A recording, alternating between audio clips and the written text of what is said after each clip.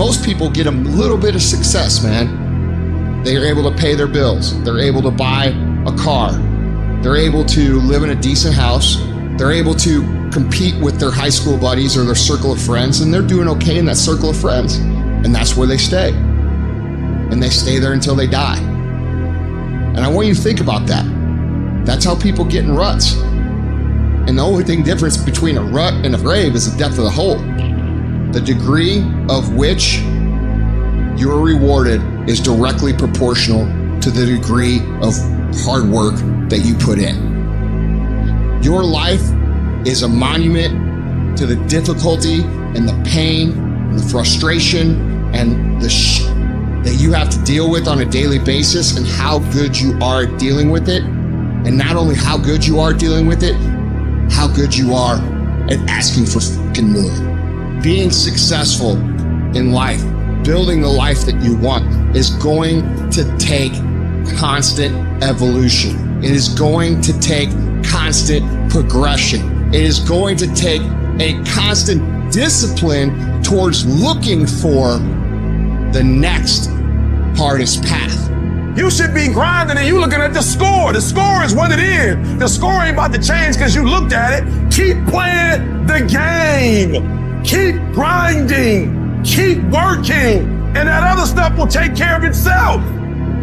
Everything has to do with you intending to win. If you make that shift, I'm going to win. We're going to play to win now. We're not playing to play. We're not playing to see how we do. We're not playing for fun. Once you decide to win, once you start getting some winning, you start changing. You talk different, you walk different. You can change you. You'd be surprised how good you'd be if you just decide to win. Be number one in your office, number one in your region. And don't get caught up in, well, I tried it 4 or 5 times and things didn't work out.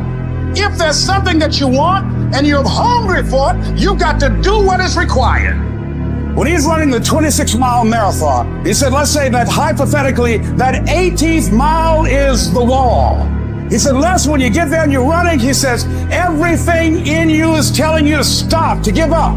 Every muscle is aching. And you're saying to yourself, I can't do it. I can't do it.